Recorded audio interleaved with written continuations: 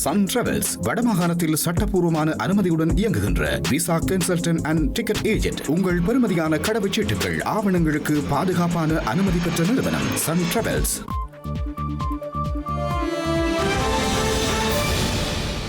வணக்கம். இது IBC தமிழின் இரவு நேர பிரதான செய்திகள். முதலில் தலைப்புச் செய்திகள்.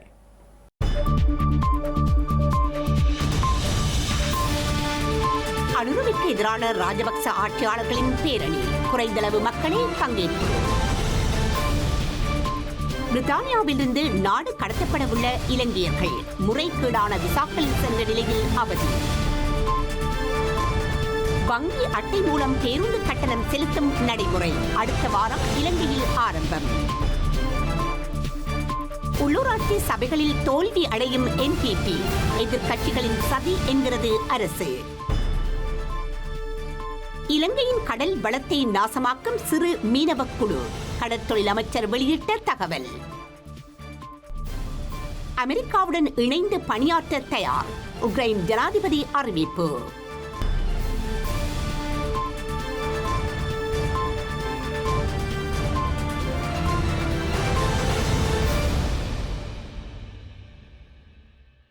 தொடர்வது விரிவான செய்திகள். இலங்கையை பெரும் பொருளாதார நெருக்கடிக்குள்ளும் தமிழ் மக்களை பெரும் இன்னல்களுக்கும் தள்ளிய ராஜபக்ச ஆட்சியாளர்கள் இன்று பிற்பகல் கொழும்பு நுகேகொட பகுதியில் தமது பேரணியை நடத்தியிருந்தனர். இந்த பேரணியில் கலந்து கொள்ளாமல் முக்கிய அரசியல் தலைவர்களும் கட்சிகளும் விலகியதால் எதிர்பார்க்கப்பட்டதை விட குறைந்தளவு மக்களே இதில் கலந்து கொண்டிருந்தனர்.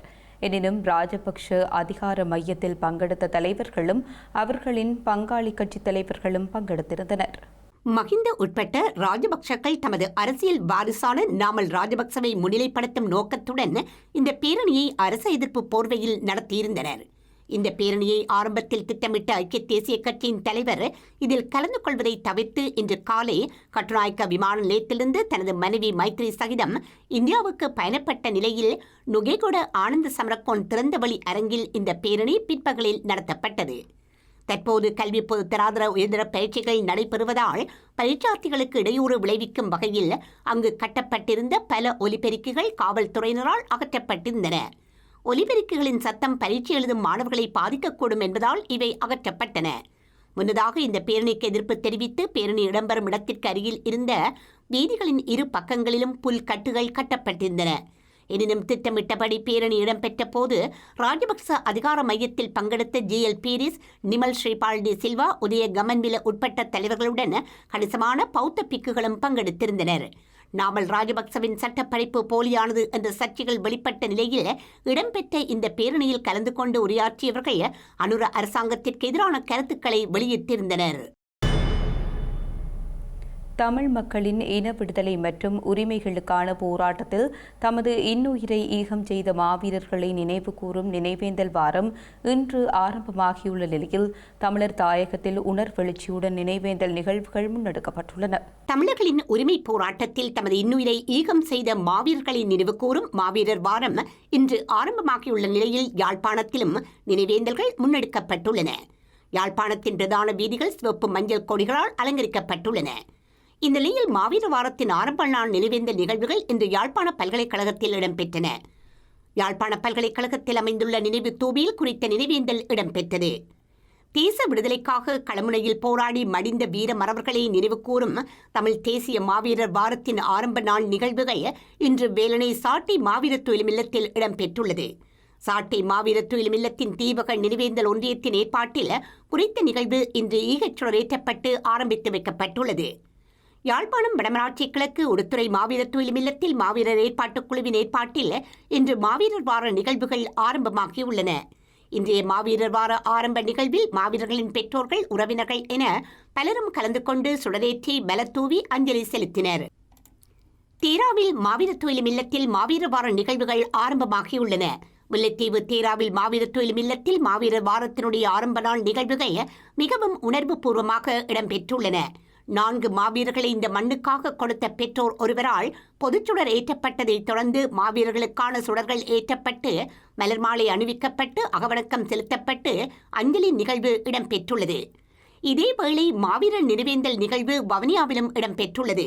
போராளிகள் நலன்புரி சங்கத்தின் ஏற்பாட்டில் வவுனியா தோணிக்கல் பகுதியில் அமைந்துள்ள அவர்களுடைய அலுவலகத்தில் குறித்த நிகழ்வு இடம்பெற்றுள்ளது. வன்னி மாவட்ட நாடாளுமன்ற உறுப்பினர் துரை ராசா ரவிகரன் மாவீரர் வாரத்தின் முதல் நாளில் கொழும்பில் மாவீரர்களுக்கு உணர்வெழுச்சியுடன் தனது அஞ்சலியை செலுத்தியுள்ளார். 2026 ஆண்டிற்கான வரவு செலவு திட்டத்திற்கான நாடாளுமன்ற அமர்வுகளில் பங்கேற்பதற்கு தற்போது கொழும்பில் தங்கியுள்ள நிலையில் அவர் தனது அஞ்சலியை செலுத்தியுள்ளார். பிரித்தானியாவில் இலங்கையைச் சேர்ந்த பலர் முறைகேடாக கல்வி விசா மற்றும் பராமரிப்பு தொழில்துறை விசாக்களை பெற்று நுழைந்தமை கண்டுபிடிக்கப்பட்டுள்ளதால் நூற்றுக்கணக்கானவர்கள் நாடு கடத்தல் அபாயத்தை எதிர்கொண்டுள்ளனர். மோசடியான தகுதிகளை சமர்ப்பித்தவர்களின் விசாக்கள் புதுப்பிக்கப்பட மாட்டாது எனவும் அடுத்த வருடம் இது தொடர்பான மதிப்பாய்வு தீவிரமாக மேற்கொண்டு அவர்களை நாடு கடத்தவும் முடிவுகள் எடுக்கப்பட்டுள்ளன. இந்த விடயத்தில் பிரித்தானிய உள்துறை அமைச்சகம் விசாரணையை நடத்தி வருகின்றது. போலியான தகுதிகள் மற்றும் மோசடியாக வழங்கப்பட்ட தொழில் சான்றிதழ்களை பயன்படுத்தி சுகாதார மற்றும் பராமரிப்பு பணியாளர் என்ற போர்வையில் பூந்ததாக சந்தேகிக்கப்படும் 4900 இலங்கையர்களின் கோப்புகளின் மீது உள்துறை அலுவலகம் விசாரணையை தொடங்கியுள்ளது. பலரது பழைய விசா விண்ணப்பங்கள் மீண்டும் சோதனை செய்யப்படுகின்றன. இதில் பல விண்ணப்பதாரர்கள் மருத்துவ பராமரிப்பு பயிற்சி படிப்புகளில் கலந்து கொள்ளாத போதிலும் இலங்கையின் 3 மருத்துவமனைகளால் தகுதிகள் வழங்கப்பட்டதான போலி சான்றிதழ்களை சமர்ப்பித்துள்ளதாக தெரிவிக்கப்பட்டுள்ளது. ஸ்ரீலங்கா புலனாய்வாளர்கள் உள்ளூரில் இவ்வாறான மோசடிகளை செய்த 150 முகவர்களை அடையாளம் கண்டுள்ளதால் அவர்கள் தயாரித்த போலி ஆவணங்களுடன் பிரித்தானியாவுக்குள் நுழைந்தவர்களின் விண்ணப்பங்கள் தற்போது கிளறப்படுகின்றன. இந்த மோசடியின் அளவு அதிர்ச்சிகரமானது என பிரித்தானிய அதிகாரிகள் தெரிவித்துள்ளனர். இதற்காக விண்ணப்பதாரிகள் தரகர்கள் மற்றும் முகவர்களுக்கு 30,000 முதல் 40,000 வரை செலுத்தியதாகவும் தெரிய வருகின்றது. இவ்வாறான மோசடியில் இலங்கையைச் சேர்ந்த பலர் தங்கள் குடும்பங்களுடன் 2 வருட விசாக்களிலும் வந்த நிலையில் அவ்வாறானவர்கள் கண்டுபிடிக்கப்பட்டு இடைநீக்கம் செய்யப்பட்டுள்ளனர். சமீபத்திய மாதங்களில் உள்துறை அமைச்சர் சுமார் 470 நிறுவனங்களின் உரிமங்களை மீளெடுத்துள்ளது. இவ்வாறாக மோசடியாக வந்தவர்களின் விசாக்கள் புதுப்பிக்கப்பட மாட்டாது எனவும் அவர்களின் விசா உடனடியாக மீளெடுக்கப்படும் எனவும் போலியாக வந்தவர்கள் மற்றும் உதவிய தரகர்களை உடனடி நாடு கடத்துவது எனவும் போலியாக வந்தவர்களை சார்ந்திருக்கும் குடும்ப உறுப்பினர்களையும் நாடு கடத்தவும் முடிவெடுக்கப்பட்டதாக தெரிகின்றது. தற்போது விசாரணையில் உள்ள 4000 நபர்களில் கணிசமானோர் நாடு கடத்தப்படலாம் என்றும் எச்சரிக்கப்படுவதால் பல குடும்பங்கள் இப்போது ஆபத்தில் உள்ளதாக தெரிகின்றது.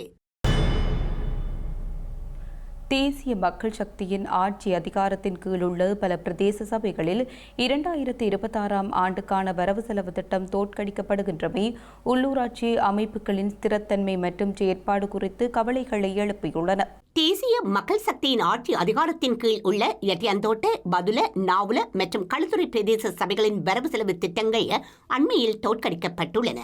இந்த நிலையில் பொது நிர்வாக அமைச்சின் மூத்த அதிகாரி ஒருவர் உள்ளூராட்சி சபைகள் வரவு செலவு திட்டத்தை நிராகரிக்கலாம் என்றாலும் அவ்வாறு அதற்கு எதிராக வாக்களிக்கும் உறுப்பினர்கள் அவ்வாறு செய்வதற்கு நியாயமான விளக்கங்களை முன்வைக்க வேண்டும் என தெரிவித்தார்.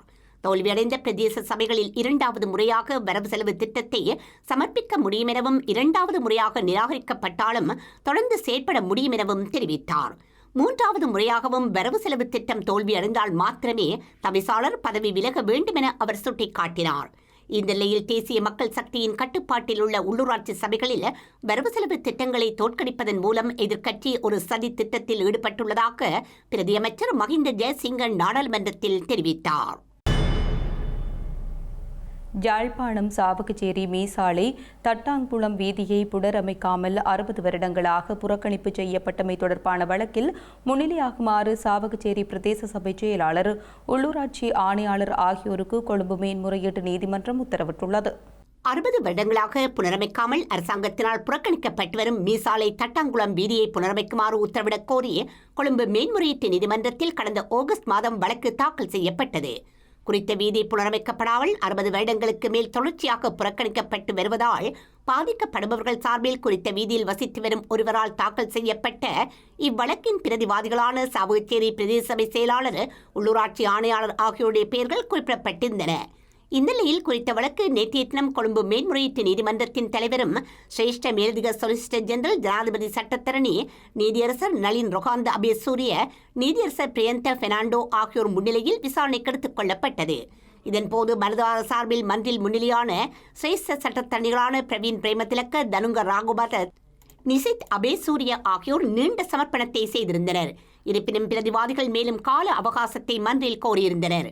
நீண்ட நேர விவாதத்திற்கும் பின் இந்த வழக்கில் வழக்காளிக்கு நியாயமான சட்ட ரீதியான எதிர்பார்ப்பு உண்டு என நீதி அரசர்கள் ஏற்றுக்கொண்டனர்.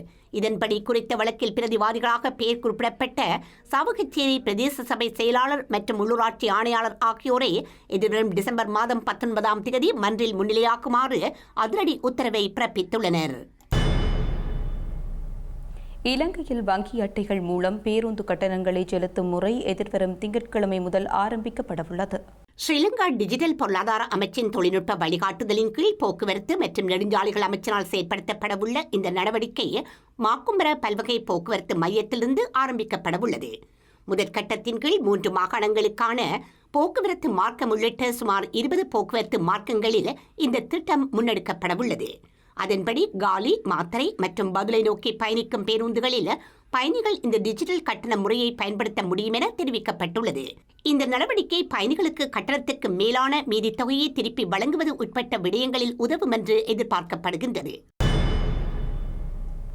சட்டவிரோத மீன்பிடி நடவடிக்கை மூலம் இலங்கையின் கடல் வளத்தை நாசமாக்கும் நடவடிக்கையில் சிறு மீனவ குழு ஒன்று ஈடுபட்டுள்ளதாக ஸ்ரீலங்கா கடற்றொழில் அமைச்சர் ராமலிங்கம் சந்திரசேகர் தெரிவித்துள்ளார். இதனை தடுத்து நிறுத்துவதற்கு நடவடிக்கை எடுக்கப்பட்டு வருவதாகவும் அவர் தெரிவித்துள்ளார்.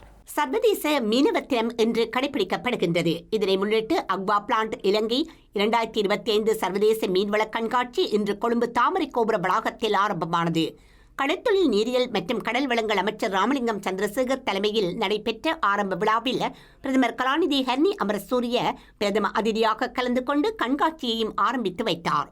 இதன்போது உரையாற்றிய அவர், இலங்கையின் கடல் மற்றும் நீரியல் வளங்களை பாதுகாப்பதே மாநாட்டின் முதன்மை நோக்கமாகும் எனவும் இந்த விடயத்தில் ஜனாதிபதியின் ஏனைய அமைச்சர்களின் அரசாங்கத்தின் முழு ஆதரவும் உள்ளதாக கூறினார். இதற்காக நவீன தொழில்நுட்பங்களும் பயன்படுத்தப்படும் எனவும் இத்துறையில் நாம் அடுத்த கட்டத்தை நோக்கி செல்ல வேண்டும் எனவும் தெரிவித்தார்.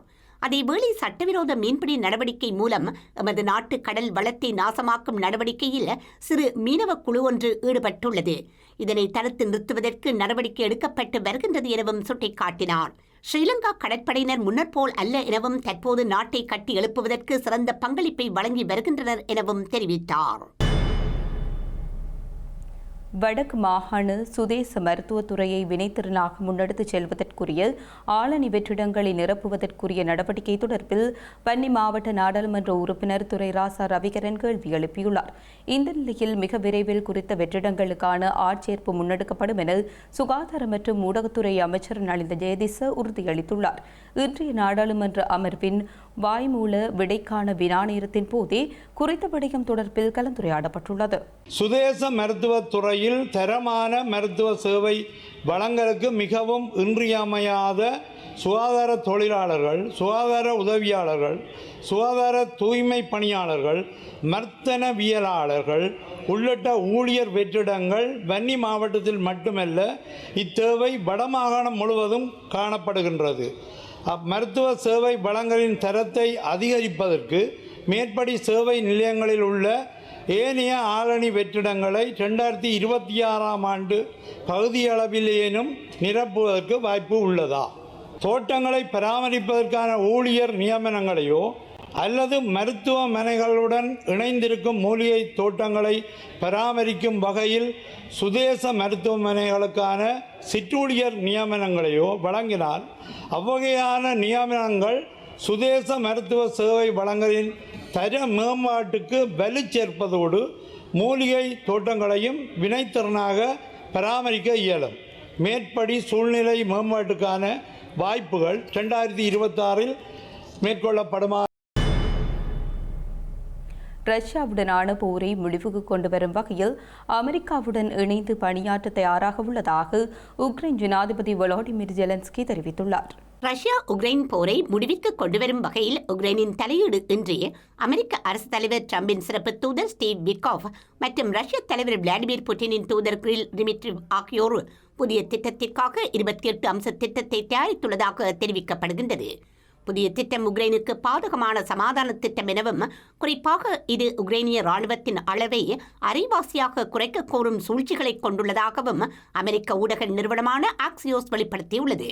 உக்ரைனிய ராணுவத்தால் கட்டுப்படுத்தப்படும் பிரதேசங்கள் உட்பட முழு டொன்பாஸ் பகுதியையும் கியேவ் விட்டுக் கொடுக்க வேண்டும் என்றும் புதிய திட்டத்தில் இருப்பதாகவும், டொன்பாஸ் போலவே ஹெர்சன் மற்றும் சபோரிஜியா பகுதிகளையும் கியேவ் விட்டுக் கொடுக்க வேண்டியிருக்கும் எனவும் குறிப்பிடப்பட்டுள்ளது. இந்நிலையில் போரை முடிவுக்கு கொண்டுவரும் வகையில் அமெரிக்காவுடன் இணைந்து பணியாற்ற தயாராக உள்ளதாக உக்ரைன் ஜனாதிபதி விளாடிமிர் ஜெலன்ஸ்கி தெரிவித்துள்ளார். செய்திகளின் நிறைவாக மீண்டும் தலைப்புச் செய்திகள்.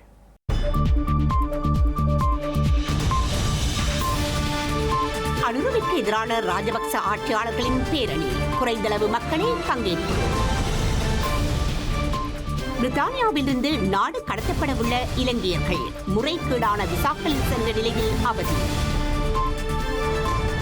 வங்கி அட்டை மூலம் பேருந்து கட்டணம் செலுத்தும் நடைமுறை அடுத்த வாரம் இலங்கையில் ஆரம்பம். உள்ளூராட்சி சபைகளில் தோல்வி அடையும் NPP, எதிர்க்கட்சிகளின் சதி என்கிறது அரசு.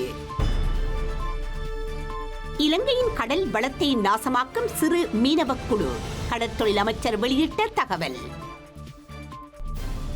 அமெரிக்காவுடன் இணைந்து பணியாற்ற தயார், உக்ரைன் ஜனாதிபதி அறிவிப்பு.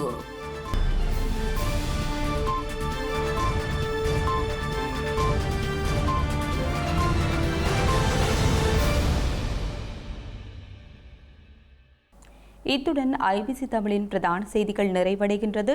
உடனுக்குடன் செய்திகளை அறிந்து கொள்ள ibctamil.com என்ற நமது இணையதளத்தை பார்வையிடுங்கள். வணக்கம்.